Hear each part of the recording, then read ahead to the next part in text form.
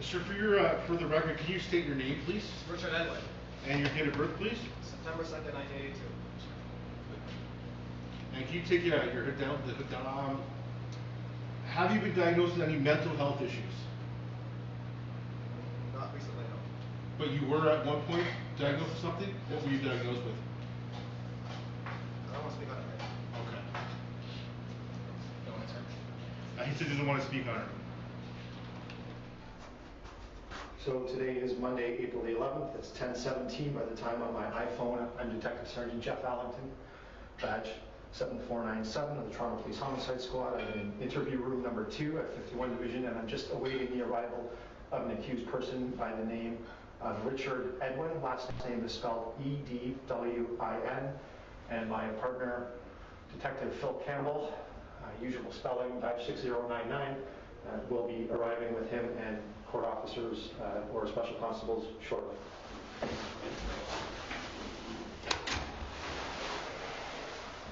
You have been charged, and you understand that you were arrested for 2 counts of first-degree murder? Yes, I understand that. Okay.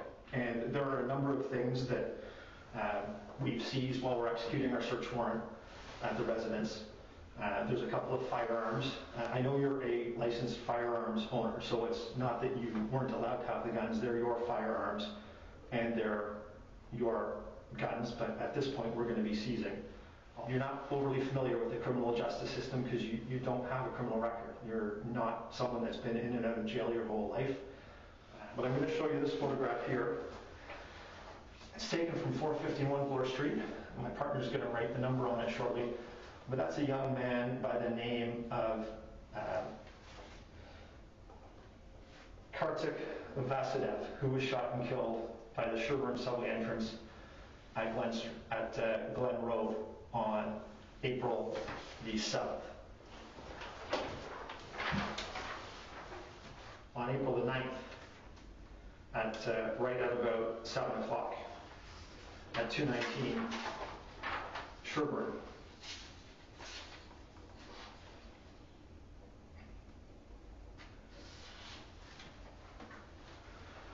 So I'm going to show you a photo here.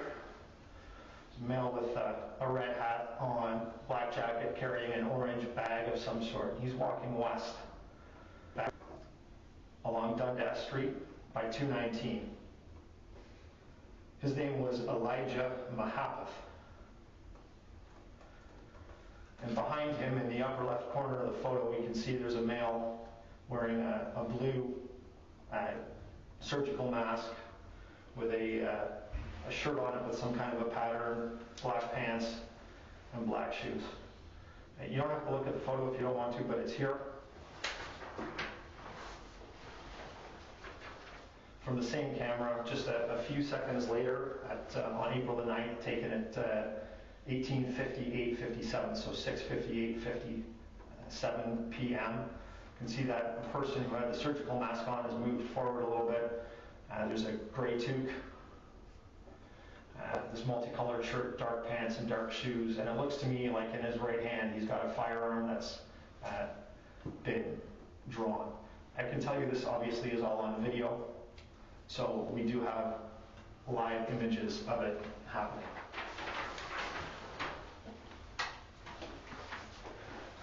I can tell you that before the second murder had been committed on Saturday, we kind of knew the area that the person who committed the first murder had fled back to. We knew they came out at Spadina. We knew that they were in that area of Spadina north of Bloor. But when, and I'm going to say it's you, when you left your residence wearing those clothes to do the second, and the second murder occurred, the officers that were conducting surveillance, they observed that. They saw you walk out of 83 Spadina Road. And I know you want to go back. They saw you walk out. Go back now? Not yet. They saw you walk out, and they saw you come back. They saw you come out and put something in the garbage bins. So, as you can see, we have a fair amount of evidence. I can also tell you that we can track Presto cards. We know the same Presto card was used for each subway trip. that occurred. For the bus, it's all the same Presto card.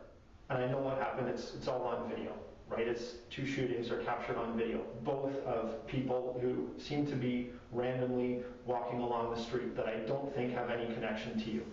If they do, and they've somehow wronged you in some way, I'm more than interested in hearing that, but as far as I know, they don't have any connection to you.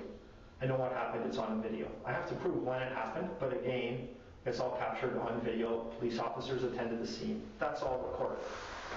I know the first one was April 7th at 6 o'clock, and the second one was April 9th at 7 o'clock. The shell casings that we recover at both scenes are 9mm shell casings. I have to prove the who. I can prove who my 2 victims were pretty easily. The first one, on April the 7th, his name was Kartik Vasudev. He's a 21-year-old student who's been here from India since January of 22. So, less than 4 months. The second victim, as I told you before, his name was Elijah Mahepath. I'm not sure how long he's been in Canada for. He's of Trinidadian descent.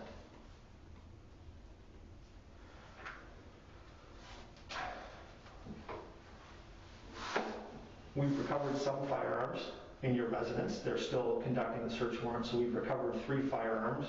One of them bears a striking resemblance to the firearm used at 219 Dundas. That looks like a Smith & Wesson. What we're kind of left with is why, out of the blue seeming, because you're not someone that I would classify as a criminal. You don't have a criminal background. Can I walk back to my cell now? Is that okay? You clearly don't want to say anything No, I have nothing to say. at all. No.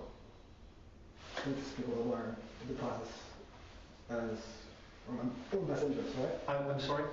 What is the process for my own best interest? Okay, yep, and that's fine. And I respect that.